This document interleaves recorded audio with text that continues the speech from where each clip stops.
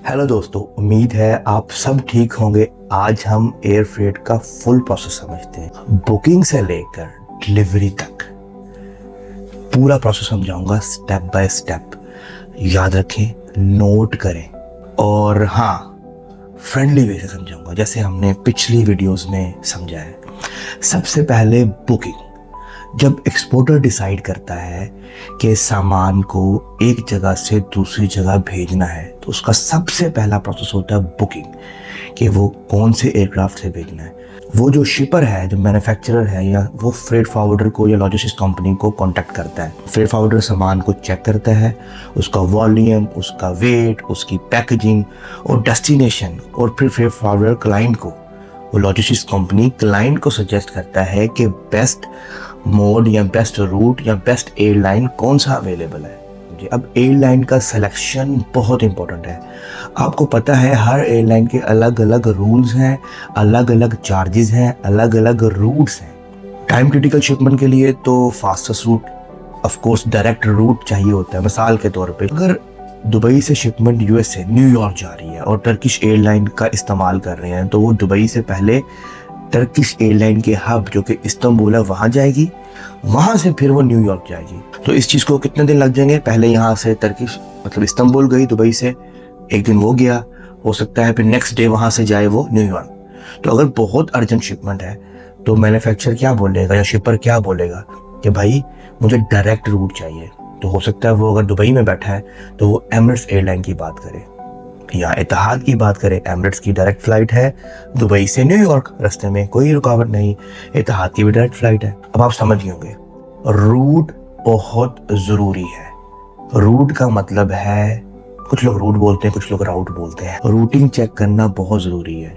इसका मतलब ये है कि क्या ये एयरलाइन, कार्गो एयरलाइन डायरेक्ट जा रहा है हमारी डेस्टिनेशन पे, या ये वाया किसी और कंट्री के जा रहा है। मिसाल के तौर पे बहुत बड़ी एयरलाइन है ब्रिटिश एयरवेज, बहुत से लोगों ने सुना होगा। अगर मैंने पाकिस्तान से ऑस्ट्रेलिया सामान भेजना है एयर फ्रेट के जरिए और मैं ब्रिटिश एयरवेज यूज कर रहा हूँ, तो जाहिर सी बात है वो पहले पाकिस्तान से यूके जाएगी क्योंकि वो ब्रिटिश एयरलाइन है, उसका हब है। वहां से फिर वो ऑस्ट्रेलिया का रूट पकड़ेगी। आपको समझ आ गई इस बात की कि जिस कंट्री की एयरलाइन है वहां उसका रुकना बहुत जरूरी है। इसलिए बुकिंग करते हुए फ्रेट फॉरवर्डर के साथ जो फ्रेट मूव कर रहा है या लॉजिस्टिक्स कंपनी के साथ ये अंडरस्टैंड करना कि वो किस एयरलाइन से बुक कर रहा है, उसका ट्रांजिट पॉइंट्स कितने हैं, कहाँ कहाँ रुक के जाना है उसने, कितनी जल्दी पहुंच जाएगा कार्गो, बहुत जरूरी है। क्यों? क्योंकि हम बात कर रहे हैं एयर फ्रेट की। एयर फ्रेट क्यों इस्तेमाल करते हैं?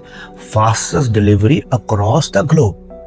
तो अगर उसने तेज पहुंचना ही नहीं है तो भाई फिर मैं इस्तेमाल क्यों करूं? तो अगर शिपमेंट बहुत क्रिटिकल हो तो मैं फास्ट जरूर इस्तेमाल करूंगा। अगर शिपमेंट इतनी क्रिटिकल नहीं है और मेरे पास एज अ मैन्युफैक्चरर और एज अ शिपर 7-8 दिन का टाइम है, तो मैं कोशिश करूंगा वो एयरलाइन इस्तेमाल करूं जो 3-4 जगह पे ट्रांजिट होके जा रही है। क्यों? जब ट्रांजिट ज्यादा होगा तो उसकी कॉस्ट कम हो जाएगी, वो कम रेट्स देंगे मुझे। एक मिसाल देता हूँ, मैं शिपमेंट मूव कर रहा हूँ बॉम्बे से दुबई। अब बॉम्बे से दुबई डायरेक्ट फ्लाइट तो है, 4 से 5 घंटे में पहुंच जाती है, लेकिन लेकिन लेकिन डायरेक्ट फ्लाइट का रेट ज्यादा होगा क्योंकि डायरेक्ट है। अब हम बात करेंगे यार क्या करूं मैं। हो सकता है बॉम्बे से नहीं, हैदराबाद से आपको सस्ती फ्लाइट मिल जाए। एज अ लॉजिस्टिक्स प्रोफेशनल या सप्लाई चेन प्रोफेशनल हमारा ये काम है अंडरस्टैंड करना कि कौन सी एयरलाइन इस्तेमाल करनी है, कौन सा फ्रेट फॉरवर्डर या लॉजिस्टिक्स कंपनी इस्तेमाल करनी है, कौन सा रूट लेना है, हमारे पास लीड टाइम क्या है, हमारी प्रोक्योरमेंट या प्रोडक्शन फैसिलिटी को कितनी जल्दी सामान चाहिए, डायरेक्ट चाहिए या 10-12 दिन 8 दिन वेट कर सकते हैं। बहुत इंपॉर्टेंट, अभी हमने डिस्कस नहीं किया कस्टम्स रूल्स, कि भाई इंडिया की कस्टम रूल क्या है, दुबई की कस्टम रूल क्या है, क्या हमारी शिपमेंट स्टक तो नहीं हो जाएगी। तो ये लॉजिस्टिक्स और सप्लाई चेन के बंदे का काम है इन सब रूल्स को अंडरस्टैंड करना। हाँ, मैं ये नहीं कहता कि बाय द बुक हर चीज याद हो, लेकिन अंडरस्टैंडिंग जरूर हो कि यार ये पॉइंट्स हैं, इसकी वजह से शिपमेंट मेरी किसी भी जगह पे स्टक हो सकती है। और अगर आप सीख रहे हैं, अगर आप इसको समझ रहे हैं, तो आपको इसको लर्न करना है, स्पेशली उन चीज़ों के बारे में, स्पेशली उन कंट्रीज के बारे में जहाँ डेली आपकी जो शिपमेंट आती जाती है, जहाँ आपका डेली का लेन देन का मामला है, जहाँ से आप रेगुलरली इंपोर्ट करते हैं या रेगुलरली एक्सपोर्ट करते हैं। अगर आपकी शिपमेंट हैवी या बल्क हो तो कार्गो एयरक्राफ्ट सेलेक्ट होता है, और कार्गो एयरक्राफ्ट के रेट्स ज़्यादा होते हैं। लॉजिस्टिक्स बंदे को पता होना चाहिए कि मेरी शिपमेंट का साइज़ क्या है, क्या ये नॉर्मल एयरक्राफ्ट में, पैसेंजर वाले एयरक्राफ्ट में आ जाएगा। अब बुकिंग कंफर्मेशन होने के बाद, जब बुकिंग हो गई, ये डिसाइड हो गई, freight forwarder house airway bill issue करेगा शिपर को, मैन्युफैक्चरर को, और एयरलाइन को क्या इशू करेगा, master airway bill. Master airway bill connection है फ्रेट फॉरवर्डर का और एयरलाइन का। उसके बाद फ्रेट फॉरवर्डर चेक करता है कि सामान प्रॉपर्ली पैक है कि नहीं है, लेबल लगाए जाते हैं और कस्टम डॉक्यूमेंट प्रिपेयर किए जाते हैं। कस्टम डॉक्यूमेंट से क्या मतलब है, इनवॉइस, पैकिंग लिस्ट, उसके सर्टिफिकेट ऑफ ओरिजिन, कस्टम्स के लिए जो उस कंट्री के लिए जरूरी है। अब नेक्स्ट स्टेप है कार्गो पिकअप का। फ्रेट फॉरवर्डर ट्रक या वैन से शिपमेंट उठाता है और एयरलाइन से डायरेक्टली डील करता है और उसके वेयर हाउस में पहुंचा देता है। फ्रेट फॉरवर्डर पिकअप करके एयरलाइन के वेयर हाउस में पहुंचा देगा। एयरपोर्ट पे अक्सर टर्मिनल मौजूद होता है, वहां पे कार को दोबारा चेक होता है।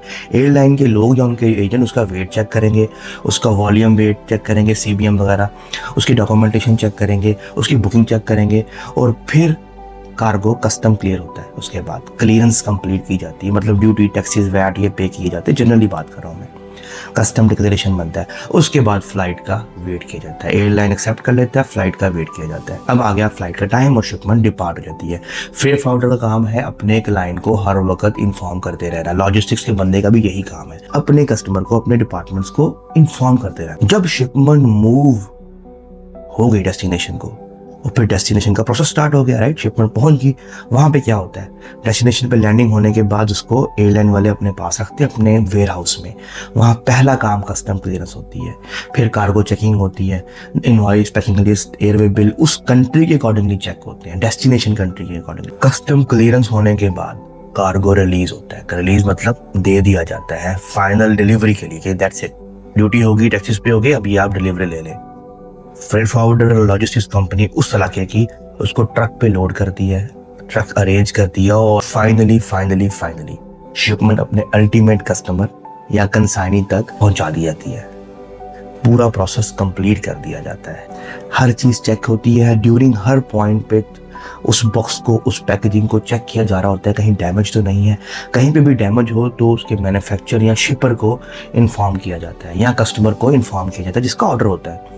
अब एक क्विक रिकैप, कोशिश करता हूँ कि बहुत आसानी से बताऊँ इस रिकैप के बारे में, ठीक है।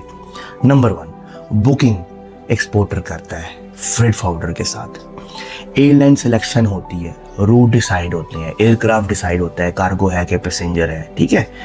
एयरवे बिल बनाया जाता है, house airway bill, master airway bill. House airway bill freight forwarder बनाता है कस्टमर के लिए, मास्टर भी फ्रेट फॉरवर्डर बनाता है बट एयरलाइन के लिए। कार्गो पिकअप होता है, वेयर हाउस जाता है ओरिजिन के, शिपर के या एक्सपोर्टर के। लोडिंग होती है फ्लाइट में कस्टम क्लियरेंस के बाद। उसके बाद में डेस्टिनेशन पहुंचने के बाद फिर दोबारा कस्टम क्लियरेंस होती है डेस्टिनेशन कंट्री के मुताबिक, और फाइनली डिलीवरी होती है। 7 मेजर पॉइंट्स हैं, हम इसको 8, 9, 10 सब पॉइंट में कर सकते हैं।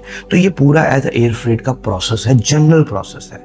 ये उसी तरह है जैसे हम एक कंट्री से दूसरे कंट्री में ट्रैवल करते हैं। मसलन पहला स्टेप, भाई मैंने किस एयरलाइन से जाना है। पहला स्टेप, मैंने डायरेक्ट एयरलाइन चूज करनी है, डायरेक्ट जाती है, या मैंने वाया किसी दूसरे कंट्री से जाना है। Number 2, booking.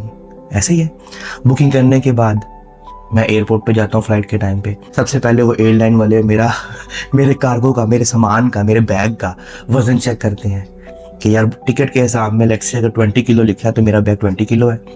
ये एयरलाइन के बंदे या उनके एजेंट्स होते हैं। वो करने के बाद, सब कुछ ओके होने के बाद, वो मुझे एक कोड या बार कोड कह लो आप, बोर्डिंग पास कह लो, वो इशू कर देते हैं। उसके बाद मैं कस्टम ऑफिसर के पास जाता हूँ, जिसको इमिग्रेशन ऑफिसर कहते हैं। वो मेरा पासपोर्ट चेक करता है कि यार मैं इस कंट्री का ही बशिंदा हूँ, इस कंट्री में रहता हूँ, जिस कंट्री में जा रहा हूँ उसके डॉक्यूमेंट्स मेरे पूरे हैं। और ये चेक करता है, टिकट चेक करता है। मुझे स्क्रीन किया जाता है कि मेरे ऊपर कोई केस या कोई लायबिलिटी तो नहीं है।